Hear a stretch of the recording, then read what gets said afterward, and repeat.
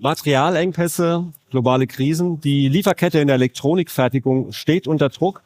Doch es gibt Lösungen, es gibt auch technische Lösungen, um das Thema aufzufangen, um Netzwerke robuster zu gestalten und genau darüber, über die Situation, wie sie gerade ist und welche Lösungen es dazu gibt. Darüber möchte ich jetzt sprechen.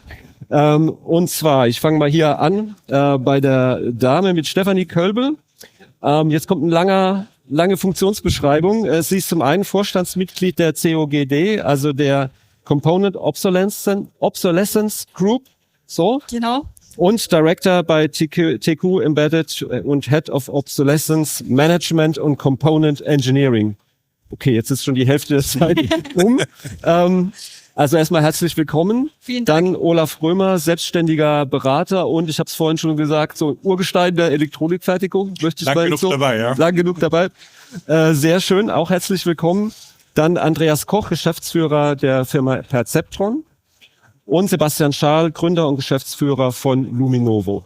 Danke. Also erst nochmal auch an Sie herzlich willkommen und vielen Dank, dass wir über das Thema Supply Chain Resilience sprechen können. Ich habe es gerade so in der Anmoderation gesagt, die Situation ist nach wie vor angespannt, was das Thema Lieferkette betrifft. Vielleicht fangen wir mal bei Ihnen an, bei die Mitglieder der Group, die Sie vertreten. Wie sieht da die Situation aus? Wie ist der Stand der Dinge? Ja, letztendlich ist es immer herausfordernder, wirklich die langen Lebenszyklen, die unseren klassischen Mitgliedsfirmen wie Luftfahrtkunden, wie Medizintechnikkunden, wie Bahntechnikkunden, wo man teilweise bis zu 50 Jahren Lebensdauer hat, wirklich mit der Komponentenverfügbarkeit, die teilweise bei 6 Monaten liegt, wirklich noch kombinieren kann und wirklich sagen kann, man kann diese langlebigen Produkte über diese Dauer mit relativ überschaubaren Aufwand auch nur am Leben erhalten. Das ist ein Thema, das uns natürlich als Verband vorantreibt, wo permanent auch den Austausch fördert, wo man auch ganz viele unterschiedliche Lösungen braucht und wo spannenderweise letztendlich das Thema Allokation gleich mit berücksichtigt wird, weil letztendlich ist Obsoleszenz eigentlich nur andere Form von der Allokation, in dem Fall endgültig und langfristig und die Allokation ist kurzzeitig und hoffentlich dann wieder mit normalem Weitergang verbunden. Aber das sind 2 Themen, wenn man die wirklich sehr, sehr gut kombiniert, wenn man gute Obsolescence-Tools im Unternehmen etabliert, dann profitiert man automatisch aber jeder Allokation davon. Und von dem her versuchen wir als Verband kurzzeitige, aber auch die langzeitigen Aspekte wirklich mit abzudecken und da gemeinsam Lösungen zu finden. Aber das Thema Materialverfügbarkeit ist angespannt. Ist definitiv angespannt. Also seit der Allokation in 2020, 2021 ist es eigentlich zu keiner Zeit mehr so ruhig worden, wie es davor eigentlich immer mal wieder der Normalzustand war. Den Bullwhip-Effekt, den kennt jeder von uns, das war jeder gewohnt, aber die Zyklen werden halt immer schneller in dem Sinne und es kommt eigentlich immer, wenn man denkt, jetzt flacht's ab, jetzt kommt man wieder in einen Normalzustand, kommt der nächste Heavy Hitter dazu, der eigentlich noch viel schlimmer ist, wie das, was davor passiert ist. Okay. Also die globalen Lieferketten werden viel instabiler, als wir es noch vor 6, 7, 8 Jahren hatten. Okay. Herr Koch, Sie haben im Vorgespräch gesagt, es wird noch schlimmer. Warum und was sehen Sie da für eine Entwicklung? Ja, wir müssen bedenken, dass wir hier in Europa keinen so nennenswerten Anteil mehr am globalen Halbleitermarkt haben. Auch Japan hat das gleiche Problem. Wir sind in beiden Ländern unter 10%. Europa und Japan haben nicht mal mehr jeweils 10% Anteil am Halbleitermarkt. Das heißt, unsere Bedeutung in dieser Supply Chain ist nicht mal die gleiche. Okay. Und das macht es letztendlich dann schwierig, Lieferketten und Material verfügbar zu haben und Lieferketten stabil zu halten? Das ist eins der Probleme. Ich glaube, wenn wir über Supply Chain reden, sollten wir unterteilen zwischen der internen Supply Chain eines Unternehmens und der externen Supply Chain. Und nach unserer Erfahrung ist es so, dass die Unternehmen schon Herausforderungen haben, ihre interne Supply Chain überhaupt richtig in den Griff zu bekommen. Ich hatte im Vorgespräch ja auch schon erwähnt, wir haben ein Messsystem entwickelt, heißt Effizienzanalyse. Mit dem Messsystem sind wir in der Lage, die Planungssicherheit, die Planungsqualität einer Supply Chain zu messen. Und wenn ich überlege, was wir da in den Messergebnissen teilweise an Gaps schon sehen, was Versorgungssicherheit gefährdet, das ist teilweise wirklich haarsträubend. Also ich gebe Ihnen ein Beispiel. Wir haben Aufträge, die nach unserer Definition heißt das Nahbereich, die im Nahbereich gefertigt werden sollen. Das heißt, in den nächsten 3 Wochen will die Produktion den Auftrag auf die Maschine geben. Und Material ist noch gar nicht bestellt, 3 Wochen vorher. Und Einkäufer sagen, wir sind da safe, weil die Wiederbeschaffungszeit gibt das her. Und dann schauen wir uns die Messergebnisse an und sehen, ja, im Großteil mag das klappen, aber es ist immer ein Bodensatz, der nicht klappt. Das führt zu Ineffizienzen, das führt zu Störungen im Produktionsplanungsprozess. Und da steckt viel, viel Potenzial in der internen Supply Chain. Da brauchen wir noch gar nicht auf die externe schauen, da müssen wir erstmal schauen, dass wir in der Organisation die Dinge richtig machen und effizient und effektiv machen. Ist das auch was Sie bestätigen können? Weil Sie haben gesagt, ich meine, kommen eher so aus dem Testumfeld, aber dann auch stärker Richtung Materialwirtschaft und beraten da die Unternehmen ja auch dahingehend. Ist am Ende eine Frage auch der Verteilung dieser Aufgaben im gesamten Unternehmen. Also das ist nicht eine Sache, die jetzt der Einkauf zu regeln hat, sondern das geht wirklich von der Führung des Unternehmens aus, also die da entsprechende Budgets für solche Sachen auch bereitstellen müssen, diese Resilienzthemen erstmal überhaupt aufnehmen müssen und dann auch verstehen müssen. Und wenn man jetzt in die Welt hinausschaut, und das muss man ja dann auch so denken, also man kann das nicht so lokal denken, da braucht es auch Kontakte in diese Richtung, das muss man pflegen, das muss man organisieren, gerade in Verbänden oder wie auch immer, und das auch internationalisieren. Allein können wir das hier so nicht stemmen, weil wir haben auch viel zu wenig Besorgungsmöglichkeiten lokal. Okay. Luminovo, Charles, bietet auch eine Lösung für Unternehmen, wo auch KI mit reinspielt, wenn ich das so richtig im Kopf habe. Können Sie kurz erklären, was Luminovo macht und wie Sie da Ihre Kunden unterstützen? Ja, also grundsätzlich sind wir im Endeffekt, verstehen uns als eine Software-Suite für die Elektronikbranche. Das heißt sowohl auf der Einkaufs- und Supply-Chain-Seite bei der OEM-Seite als auch irgendwie in den EMS-Unternehmungen, wo natürlich das Thema Supply-Chain sogar auch schon in der Angebotslegung eine große Rolle spielt, weil man ja als Fertigungsdienstleister irgendwie auch projektbezogen irgendwie auch sourcen muss und damit die Lieferketten sicherstellen muss. Genau, und wir im Endeffekt, wie es Frau Körbel schon gesagt hat, unterstützen im Endeffekt auf den verschiedenen Flugebenen. Ne? Einerseits muss ich kurzfristige Beschaffung ist quasi, was für Stocklevel habe ich gerade noch bei meinen Lieferanten, Distribution oder vielleicht sogar den Herstellern, wo ich schnell was verfügbar habe. Dann nächste Stufe, was sind eigentlich meine Lead Times, falls ich eine Wiederbeschaffungszeit habe, wo stehen die im Verhältnis? Dann langfristig das Thema Obsolescenzing auch mit im Blick zu haben. Und dann aber auch mittelfristige Störungen, die vielleicht durch sowas wie Georisiken aufkommen. Ne? Wenn ich irgendwie Erdbeben und so weiter habe, gibt es jetzt sofortige Störungen, die dann wahrscheinlich die mittelfristige Beschaffbarkeit stört. Ne? Und wir versuchen einerseits mit eigenen Lösungen, Integration an die Distribution, aber auch mit irgendwie Partnerunternehmen, die sich vielleicht gerade Tools, die quasi auch in der Obsoleszenzwelt als Datenprovider sich gut etabliert haben, die mit anzubinden, um da eigentlich zum ersten Mal wirklich so ein holistisches Bild für genau von der Nahverfügbarkeit bis zur Endverfügbarkeit zur externen Supply Chain ein gutes Bild zu geben. Und genau, dann gibt es natürlich die ganz nahe Supply Chain, die fertigungsnah ist. Und das ist dann zum Beispiel eine Welt, wo sich zum Beispiel der Herr Koch oder der Andreas mit auseinandersetzt, weil genau, wenn ich das Externe gemanagt habe, muss ich trotzdem meine internen Beschaffungsprozesse noch im Griff haben. Ne? Und so, glaube ich, kann man eigentlich mit Tools diese ganze Kette gut abbilden. Man muss es aber auch tun und man muss auch den unternehmerischen und den Firmenwillen dazu haben, ne? Dass auch eine Einkaufsabteilung nicht mehr als reines Cost-Cutting-Center verstanden wird, sondern eigentlich als Profitoptimierer. Und das startet halt mit Kosten, aber halt Risiko ist ein ganz wichtiger Teil, weil das Risiko gefährdet meine Umsätze der Zukunft. Ne? Und wenn ich nicht produziere, dann kann ich nichts verkaufen. Ne? Und ich glaube, deswegen organisatorisch muss man sich auf eine neue Art von Profil von Einkauf einstellen und dann einfach bereit sein, auch die richtigen Schritte zu gehen, um sich darauf abzusichern. Okay.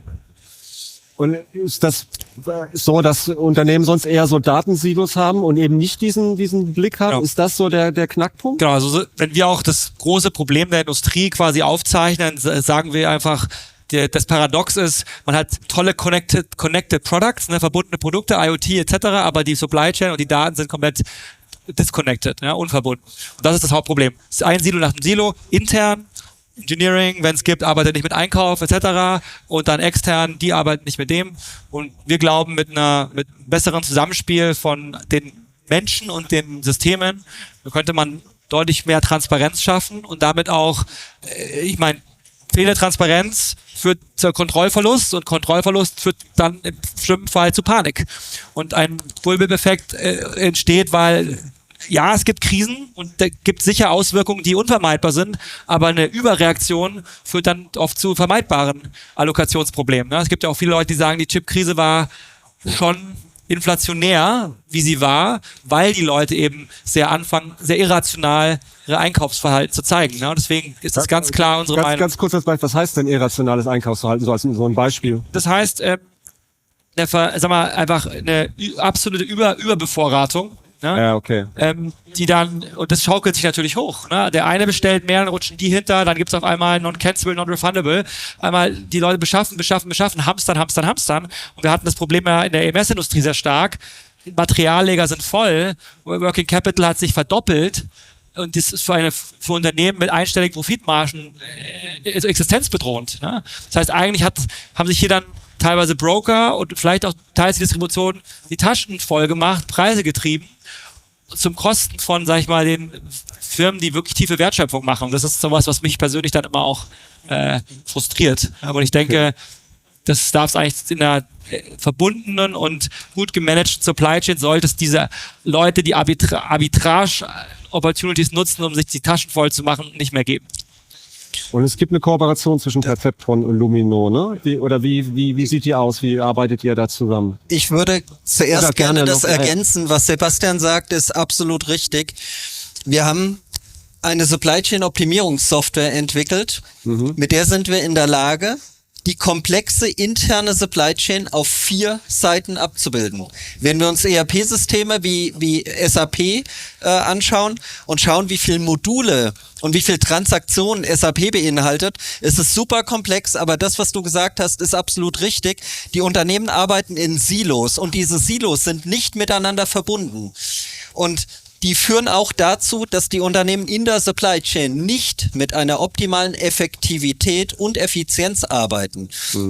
Und wenn wir gemessen haben, in welchem Zustand eine Supply Chain ist, dann sehen wir die Potenziale und dann empfehlen wir in der Regel auch unsere Supply Chain Optimierungssoftware einzusetzen, weil wir genau dann diese Effektivität und die Effizienz erhöhen können, diese Transparenz herstellen können von der Vertriebssituation über die Fertigungsplanung in den Einkauf und wieder zurück. Und wenn wir das tun, wenn wir diese Supply Chain optimieren, arbeitet die komplette Supply Chain mit einem höheren Wirkungsgrad. Und das bedeutet, dass die Unternehmen mit weniger Aufwand bessere Ergebnisse erzielen. Und dann sind solche Themen wie Fertigungsplanung auf einem ganz anderen Niveau. Wenn wir heute sehen, wir haben Kunden, die wir gewinnen und wir machen eine Messung und stellen fest, dass im Nahbereich die Planungssicherheit bei 65% liegt. Das ist Grausglück für eine Fertigung. Das heißt, diese Fertigungsabteilungen kümmern sich um Fehlteile. Okay. Wenn sie eine Planungssicherheit von 100% im Nahbereich haben, dann ist eine Fertigung ganz anders aufgestellt. Und solche Unternehmen sind auch resilienter. Aber das ist natürlich auch der optimale Ansatzpunkt, um dieses Thema KI im Unternehmen wirklich mal zum Laufen zu bringen. Weil letztendlich, ähnlich wie es bei Luminovo ist, Data is King, also wer die Daten hat, das ist die wichtigste Grundlage. Und es braucht eigentlich ja gar nicht KI an vielen Stellen, sondern es reicht schon ein ganz simpler Algorithmus, um intern zu tracken, wo habe ich denn meine Bauteile, wo beispielsweise die Lieferzeit momentan nach oben geht, wo habe ich die Teile, wo der Preis über das letzte halbe Jahr Stück für Stück nach oben gegangen ist. Und hier einfach den richtigen Trigger für einen Einkauf, für die Business Units zu setzen. Achtung, bitte löst mir einen Alarm aus, sobald die gewisse Grenze überschritten werden ist. Ich glaube, das zu definieren, das ist in vielen Stellen nur relativ schwierig. Die Daten, ich glaube, da kann ich für alle EMS und großen OEMs sprechen, die hat jeder. Die ist letztendlich, die sind alle im ERP-System vorhanden. Man muss sie halt richtig nutzen können und man muss KI einführen oder eben Algorithmen, dass man die Daten auch sinnvoll nutzen kann. Was macht denn KI konkret bei Luminovo? Also ich meine, KI ist im Endeffekt ein sehr breiter Begriff. Ne? Disziplin, die gibt es schon sehr, sehr lange. Ja. Und ich sage jetzt mal, was das heutige gesellschaftliche Verständnis von KI ist eigentlich, sagen wir mal, die letzte Welle von KI, die quasi sich auf den großen Basismodellen, Foundation Models beruft, unter anderem große Sprachmodelle wie GPT 5.1 und so weiter. wir bei Luminovo haben schon davor, sag ich mal, mit speziell trainierten Modellen gearbeitet, die einzelne Use Cases abbilden. Ne? Das können bei uns zum Beispiel historisch schon die Analyse von Stücklisten, die Analyse von Gerber-Dateien, PCB-Dateien, Extraktion von PDF-Dokumenten, um das wieder zu strukturieren. Also wirklich einzelne kleine Use Cases, die aber sehr, sehr wichtig waren, um die operativen Prozesse zu unterstützen.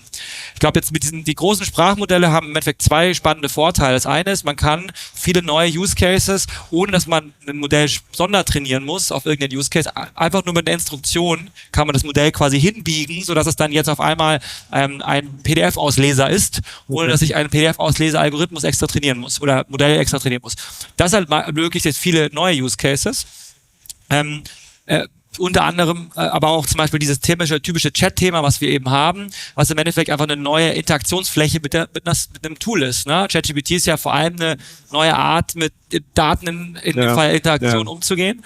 Und das ermöglicht bei uns natürlich jetzt auch sowas wie, ich kann mit dem Tool jetzt quasi sprechen und es kann mir quasi alle meine Analysen aus dem Tool dynamisch aufarbeiten.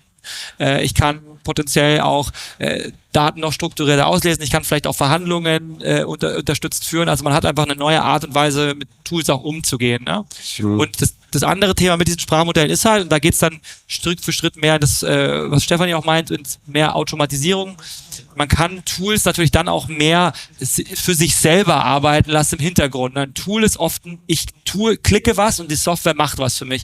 Aber wenn man so ein bisschen mehr in Systemen denkt, dann hat man quasi vielleicht so ein kleines, wenn man jetzt Agent oder Bot, wie auch immer ihn nennen will, durch diesen Sprachkern können diese Themen mit sich selber reden und können quasi selber planen und selber Schritte ausführen. Ne? Und das heißt, ich habe dann die Möglichkeit zu sagen, hey, du bist ein kleines System, du checkst jetzt diese Preise kontinuierlich, du prüfst vielleicht auch noch irgendwelche Texte dazu und wenn irgendeine Anomalie auftritt, dann hol mich rein. Ja?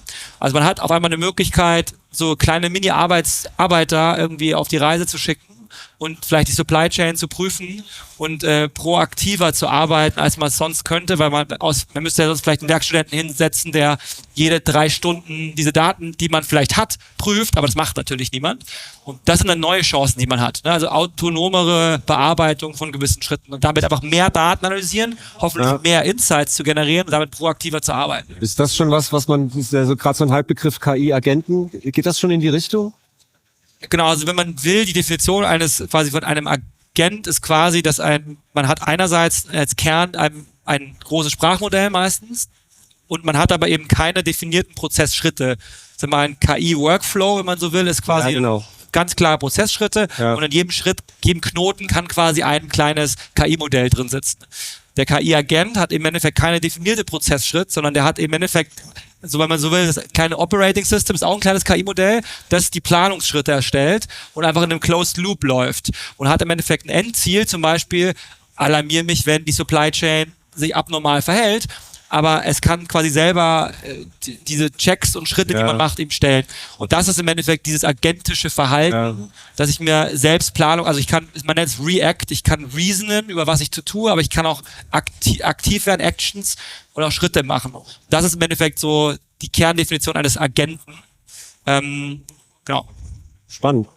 Wie sind denn digitale Lösungen, für wie wichtig halten Sie generell digitale Lösungen, um solche Probleme zu lösen? Extrem und vor allen Dingen immer zunehmender. Und die Kollegen haben es gesagt, das Datenmonopol haben wir alle. Das heißt, die Daten, die eigentlich dazu notwendig sind, sind mehr oder weniger überall in jeder Firma eigentlich gut vorhanden. Man muss das natürlich ein bisschen differenzieren. Reden wir jetzt über ein Großunternehmen oder reden wir zum Beispiel über die vielen kleinen EMSler, die es da draußen gibt, die vielleicht noch mit einer Excel-Tabelle ihre Planung vornehmen. Da ist es schwieriger natürlich damit umzugehen, aber selbst die haben diese Daten. Wir haben schon in alten Zeiten, wie man so schön sagt, immer wieder versucht, die Kunden zu gewinnen, fangt's frühzeitig an, die Leute an einen Tisch zu bringen. Das heißt also nicht nur die Produktion, die da plant, sondern eben auch zum Beispiel die Test- und Inspektionsthemen, was kann ich überprüfen und so weiter. Und noch besser, wir kriegen die Entwicklung schon mit an den Tisch. Und die Entwicklung ist gerade, was dieses Thema anbetrifft, ein Riesenthema. Weil was passiert, wenn ich dann nicht liefern kann? Habt ihr die Bauteile vielleicht nicht vorrätig oder gerade diese Langzeitthemen, dem muss ich ja schon mal vorbeugend irgendwas entgegensetzen, dass ich sage, ich vielleicht ein Steckmodul, was ich auch in 10 10 Jahren noch austauschen kann mit den ganz anderen Modulen, die ich dann vielleicht besorgen kann. Aber die Daten, die sind natürlich riesenwichtig, dass ich die entsprechend aufbereite und entsprechend im Unternehmen auch teile. Schönes Thema KI, was mir neulich untergekommen ist. Die sitzen zusammen, machen ihre Meetings und lassen ihre Meetings über KI zusammenfassen. Genial, was da rauskommt, was man eigentlich weiß, was man eigentlich im Hause schon hat, an Informationsstand und viel schneller auf die Art und Weise auch wieder an die Leute zurückbringen kann. Also da gibt's schon wirklich tolle Möglichkeiten. Man kann das nicht so alles über den Kamm scheren. Ich habe noch neulich gelesen, als wir uns dieses Thema hier vorgenommen haben, habe ich es einfach mal eingekippt in ChatGPT. Da kommen ganz lustige Sachen raus. Man kann Wettervorhersagen in KI mit einbringen. Da könnte ja ein Transport gefährdet sein, der meine Lieferung beinhaltet. Ja. Das ist Schwachsinn, finde ich jedenfalls. Ja. Aber es gibt wirklich viele gute Ansätze, die da helfen können. Da bin ich bei. Okay. Die Daten, also ich habe ja gerade gehört, oder wir haben es ja gerade gehört, die Daten sind da, man muss sie irgendwie zusammenbringen. Sind die auch von den Voraussetzungen her auch schon in der Qualität vorhanden, um sie dann nutzen zu können? Oder ist das noch ein Thema, dass man sagt, okay, bevor ich da jetzt irgendwie mit KI rangehe, muss ich erstmal bei den Unternehmen dafür sorgen, dass die Daten auch in der Qualität verfügbar sind? Also müssen erstmal überhaupt manchmal Voraussetzungen geschaffen werden, um das wirklich so Lösungen einsetzen zu können. Bei unseren Projekten ist das so. Ja. Die Datenqualität ist öfters nicht gegeben, aber das gehört dazu, die zu schaffen. Das ist einfach ein Teil des Projektes, in dem wir Daten aufräumen und miteinander definieren, wie sie zu sein haben. Und das ist kein nennenswertes Thema auf unserer Seite. Das ist kein großer Aufwand. Das ist weder ein großer Aufwand noch eine wirkliche Hürde. Und ich halte es für falsch, wenn Unternehmen versuchen, die Daten alleine aufzuräumen, weil dann hören wir häufiger, dass man dafür ein halbes Jahr plant oder länger, um Daten aufzuräumen. Das ist bei uns in dem Projekt in 3-4 Wochen ist das implizit einfach mitgeschehen, nebenbei. Ja, okay. Und ich würde gerne noch erwähnen zum Thema externe Supply Chain. Wir haben eine Funktionalität, nennen wir OEM Edition. Das heißt, wir bieten die Möglichkeit, dass ein Unternehmen, das mit Fremdfertigern arbeitet, über unsere Software Einblick in den Auftrag beim Fremdfertiger bekommt. Wenn wir über Resilienz reden, dann möchte ich gerne, wenn ich jemanden beauftrage, für mich zu fertigen, möchte ich gerne wissen, wie ist denn seine Planungsqualität, was meine Aufträge angeht. Diese Transparenz zu schaffen, ist extrem wertvoll. Ich kann sehen, ob mein Fremdfertiger seine Aufträge wirklich im Griff hat oder nicht. Das heißt, ich kann dann auch proaktiv steuern und kann Probleme erkennen, bevor sie Wirkung entfalten und kann sie beseitigen. Ich glaube aber ganz viele Kunden von einem klassischen EMS, die möchten das gar nicht, sondern die wollen eine Partnerschaft, wo sie sagen, da habe ich einen Partner, da kann ich mich zu 100% drauf verlassen, dass der weiß, was er macht und wie er es macht und ich da nicht noch eine Kontrollinstanz installieren muss, die meinen Lieferanten überwacht. Da bin ich immer ein bisschen skeptisch, weil genau dafür ist ja eigentlich der Dienstleister da, egal ob es jetzt ein Datenlieferant ist oder ob es ein Produktlieferant ist, dass jeder seinen Arbeitsbereich wirklich im Griff hat und nicht einer, der ganz am Ende sitzt, die komplette Wertschöpfungskette im Blick haben muss, weil ich glaube, dafür ist es inzwischen viel zu komplex, das kann keiner mehr leisten. Also ich kann das verstehen, dass du das sagst und ich würde das sofort unterschreiben. Wenn die Lieferperformance stimmt, dann ist die Notwendigkeit nicht da und wenn ihr autark handelt. Also wir haben einen Kunden oder eine Kunden-Lieferanten-Beziehung, da ist es so, dass der Kunde, also der OEM, liefert Beistellmaterial. Das heißt, der EMS leidet, wenn er die Beistellung nicht bekommt. Dort haben wir die OEM Edition auf beiden Seiten realisiert. Das heißt, wir tauschen zwischen den Systemen vollautomatisch Daten aus und beide Seiten haben jetzt vollautomatisch diesen Zustand im Blick, ohne dass sie, wie sie es in der Vergangenheit gemacht haben, mit Excel-Tabellen arbeiten und Fehlteillisten erstellen und austauschen. Ist nicht mehr notwendig. Das heißt, beide Seiten profitieren durch weniger Arbeit, durch gestiegene Transparenz und automatischen Datenaustausch. Und was ist passiert? Die Planungssicherheit ist messbar gestiegen für den EMS, weil die Beistellungen in einer deutlich höheren Qualität kommen. Profitieren beide Seiten davon. Aber du hast recht, in dem Moment, wo die Performance stimmt und ihr autark agiert, ist es nicht notwendig. Also Vertrauen, Kontrolle ist genau. Das Spannungsfeld.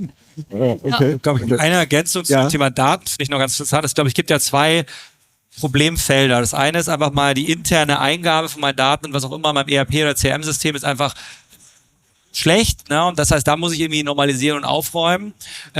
Das andere ist aber eben diese der Teil von Aufräumen, der heißt Verbindungen schaffen. Ne?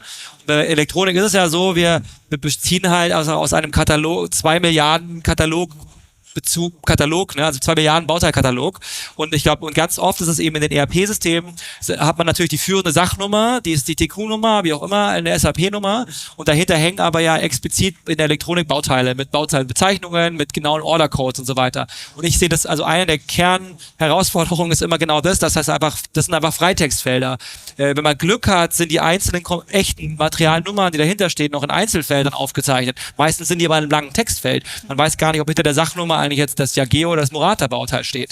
Und was man da eigentlich will, ist, dass dieser Sachtext erstmal, dass der verbunden wird mit dem echten globalen Bauteil, dass man weiß, das ist eine 1:1 Korrespondenz, dann hat man auch Obsoleszenzen, dann herrscht diese Verbindungen. Aber ich glaube, das ist eigentlich alles, was an Freitexten sind, die aber nicht, wenn es interne Meeting Notes sind, KI-Meeting Notes, ne, dann sind die ja meine, das ist ja fein. Aber wenn es eigentlich Datenfelder sind, die irgendwo verbunden sind mit anderen Akteuren, und ich nicht weiß, wenn sich das hier ändert, aber mein Freitext ist immer noch mein Freitext. Ne? Und diese Verbundenheit, das ist meines Erachtens der Knackpunkt. Ja? Das geht dann weiter mit Hersteller kauft Hersteller auf. Ne? Dann habe ich das migriert. Und wenn man das mal sauber hinbekommt, dann sind, glaube ich, viele Probleme gelöst. Ja? Okay, also schon man muss das Unternehmen auch vorher so seine Hausarbeiten machen. Ja, beziehungsweise das können die vielleicht auch gar nicht alleine, ne? Weil es, glaube ich, auch, weil Andi sagt, ist halt klar, meistens haben die Leute vielleicht intern nicht die Fähigkeit, mal aus dem SAP-Daten rauszuleiten, das zu normalisieren und so. Da gibt es dann halt Leute, die mit Daten jonglieren, gut arbeiten können. Aber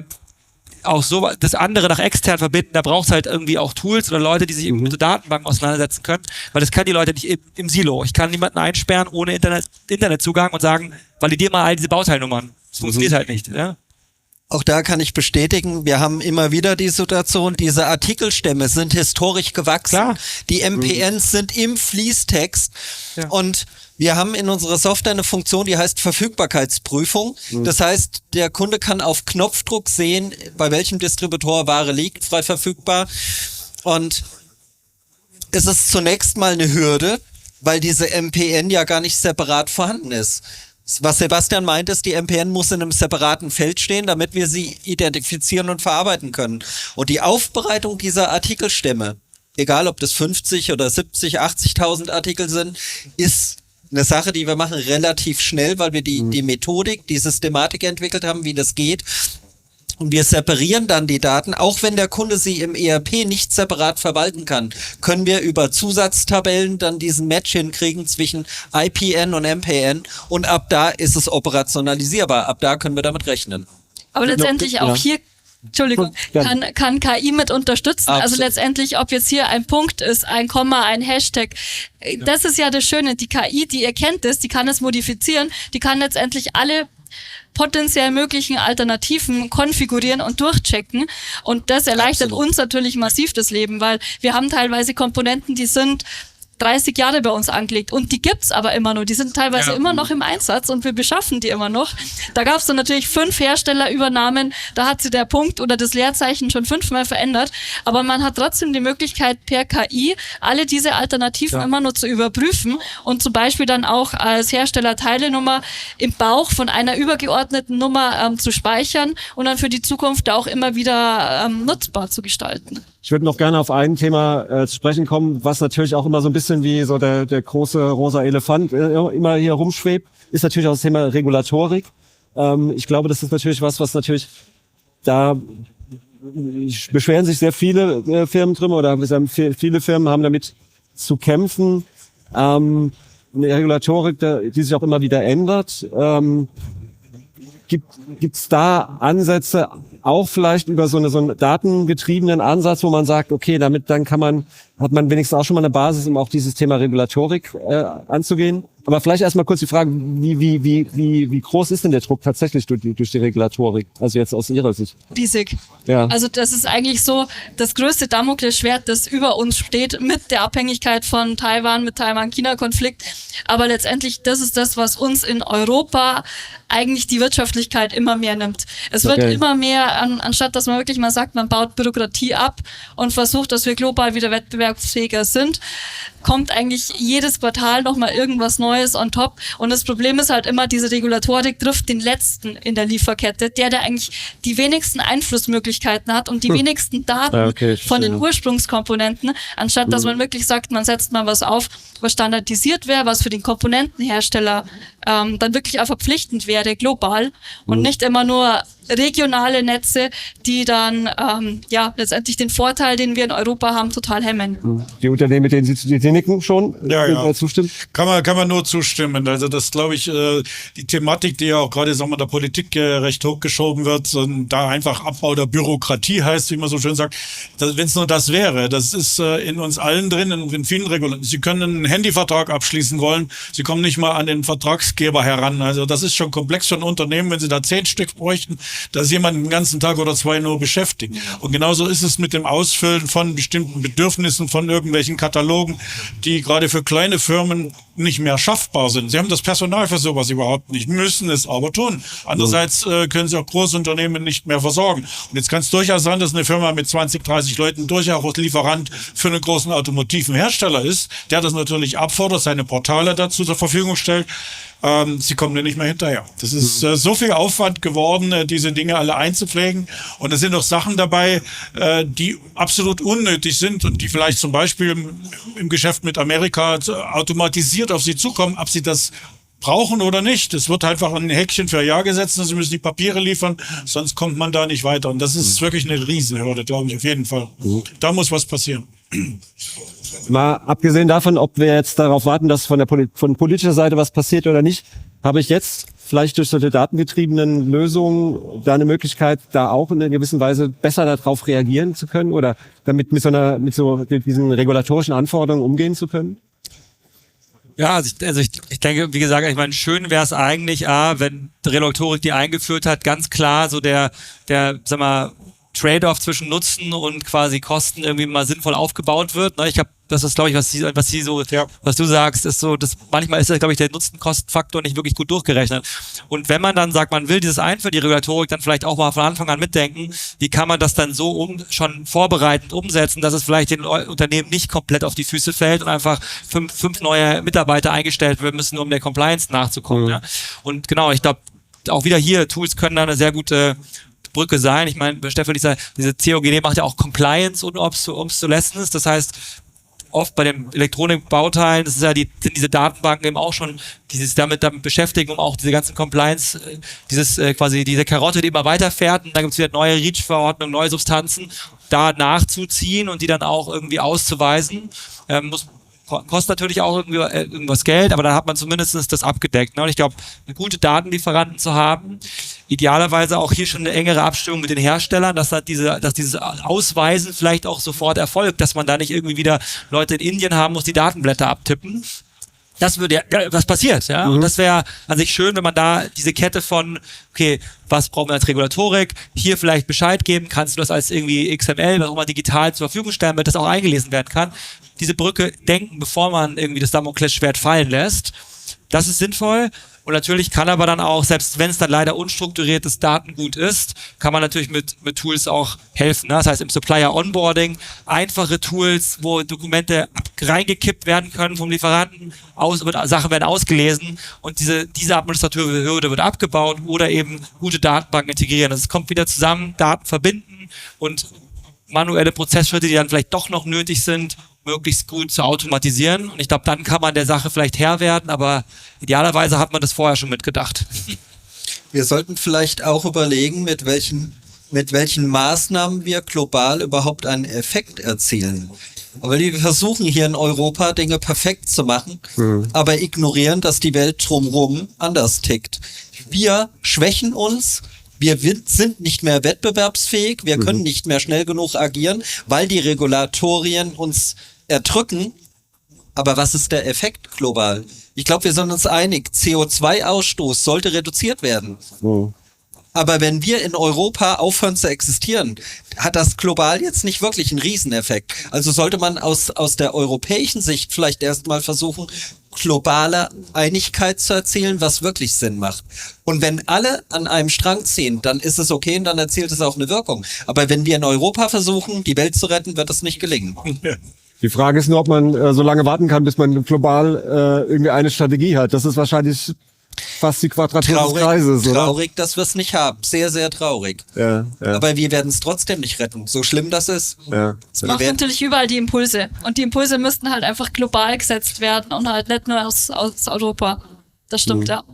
Aber letztendlich, es gibt Möglichkeiten, also wir als COGD zum Beispiel gemeinsam mit dem FED und FBDI, wir haben eine Kampagne, eine Initiative gestartet, um das ganze Thema Bürokratisierung wirklich abzubauen, um so Themen wie es gibt, einfach mal zu hinterfragen. Letztendlich diese ganzen Initiativen, die sind vielleicht theoretisch gut gedacht. Da hat sich jemand wirklich überlegt, es wäre sinnvoll zu wissen, welche Materialien sind denn in meinen Produkten drin. Macht ja auch Sinn. Aber letztendlich ist halt immer der IMS oder der Endkunde in der Verpflichtung. Wir bräuchten halt eigentlich die Full Material Declaration auf Komponentenebene ganz am Anfang. Einfach global, dann hätten wir diese ganzen Themen nicht. Dann könnten wir problemlos die ganzen Daten einlesen, die Informationen sauber intern weiterverarbeiten und könnten dann am Ende auch akute Kreislaufwirtschaft generieren, indem wir sagen, so viel wie möglich von den Materialien wirklich wieder auslösen, wenn dann das Produkt am Lebensende ankommen ist. Aber so ist es natürlich immer schwierig, als letzter dann zu deklarieren, wie viel Prozent Gold oder Silber ist denn jetzt in meiner Baugruppe, wenn ihr halt von meinen großen Herstellern die Informationen gar nicht habt. Dann muss man halt immer die zerstörende Prüfung machen. Okay.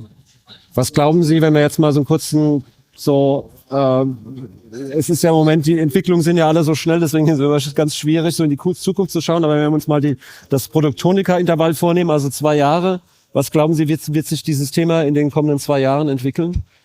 Also wir hoffen definitiv, dass es sich in unsere positive Richtung entwickeln wird. Es gibt ja auch schon wirklich die ersten Hersteller, die inzwischen den kompletten CO2-Footprint teilen, die Full Material Declarations zur Verfügung stellen. Und wir hoffen, wenn einfach der ein oder andere große Player das anbietet, dass alle anderen letztendlich gezwungen sind mitzuziehen, um für Kunden wirklich auch den Mehrwert zu generieren. Weil das sind dann auch die Partner, wo ein OEM-Hersteller wirklich drauf setzt und sagt, hier kriege ich meine Informationen, der Kunde, der Lieferant oder der Hersteller ist zuverlässig, auf den setze ich dann auch für die nächsten Entwicklungsprojekte beispielsweise. Und so hoffen wir einfach, dass Stück für Stück alle Hersteller dann mehr und mehr in die Richtung gehen und die Daten und Informationen zur Verfügung stellen. Es wäre vielleicht auch denkenswert oder wünschenswert, wenn das die Produzierenden auch täten, dass sie sich mehr zusammentun in dem Bereich, weil mir überlegt, wie viele Lohnfertiger es alleine in Deutschland gibt und wie viele kleine dabei sind, die ja gar nicht diese Macht ausüben können, auch nicht diese Anforderungen stellen können, dass es da in diesen Gremien auch mehr Möglichkeiten gäbe, diese Kleinen zu vereinigen und dann die Werkzeuge gemeinsam zu nutzen und dann ganz anderes auftreten zu können. Das könnte ich mir vorstellen, wäre sehr hilfreich. Und wir brauchen diesen Mittelstand und diese kleinen Firmen sehr wohl. Also wäre vielleicht auch eine Idee. Was glaube ich eine Hoffnungsschimmer ist, wenn man es schafft, diese erstmal gefühlte Bürde, ja, ich stelle die Full Material Declaration oder so bereit und so, wenn man das immer schafft, auch in eine Opportunity umzumünzen, ne? Weil zum Beispiel einerseits kann ich jetzt sagen, ich gucke mir die Full Material Declaration nur an, weil ich es muss wegen Compliance, ne? Ja. Aber ich kann auch, wenn ich zum Beispiel im Einkauf bin, sage, hey, vielleicht hilft mir das, ich kann dann alle einzelnen Materialien, die Rohstoffpreise tracken und habe damit ein Signal vielleicht, wie wird sich der Preis entwickeln von diesem Bau? Und habe auf einmal irgendwie eine Einkaufsinformation, die ich sonst nicht hätte. Und ich kriege auf einmal, geh weg aus dieser Schublade nur scheiß Regulatorik, so, und habe auf einmal irgendwie einen wertvollen Verhandlungssignal. Das ist nur ein Beispiel. Und ich glaube, viele von diesen Datenpunkten, wenn man da irgendwie so ein Win-Win erzeugt, wo es ein Abfallprodukt vielleicht gibt, was positiv ist, dann kriegt man vielleicht auch einen anderen Spin auf die Kiste. Ist ein sehr schöner, interessanter Aspekt, immer nicht nur das notwendige Übel zu sehen, sondern zu sagen, okay, wie kann ich davon auch letztendlich was die Chancen, die daraus entstehen, auch, profitieren. Ja, genau. So, wenn Sie jetzt noch was dazu sagen, dann hätten wir eine schöne Abschlussrunde und dann, wären wir am Ende. Also, nochmal Ihr Statement. Ich kann mich dem nur anschließen. Wir sollten die Chancen, die wir haben, nutzen. Wir sind ein Land mit vielen klugen Köpfen und wir sollten jetzt wieder die alten Tugenden, die alten Werte wieder ausgraben, die dieses Land groß gemacht haben, und sollten anpacken und fleißig nach vorne arbeiten. Okay. Das gefällt mir gut. Das ist doch ein schönes Schlusswort. Dann bedanke ich mich für die Diskussion. Ich habe noch ein paar Themen auf dem Zettel, aber wir kommen leider mit der Zeit da nicht hin. Wir hätten auch noch hier ein paar Stunden weiter diskutieren können. Also vielen Dank für die spannende Diskussion. Ja, und wir sehen, ja, die Lieferkette ist zwar unter Druck, und sowohl intern als auch extern, aber die Daten, um das Ganze zu lösen, sind da, auch jetzt wieder intern sowohl extern. Man muss die Datensilos halt aufbrechen, und darauf können dann auch entsprechende technische digitale Lösungen aufsetzen. Also das kann einen ja dann auf jeden Fall mal optimistisch stimmen. Dann vielen Dank fürs Zuschauen.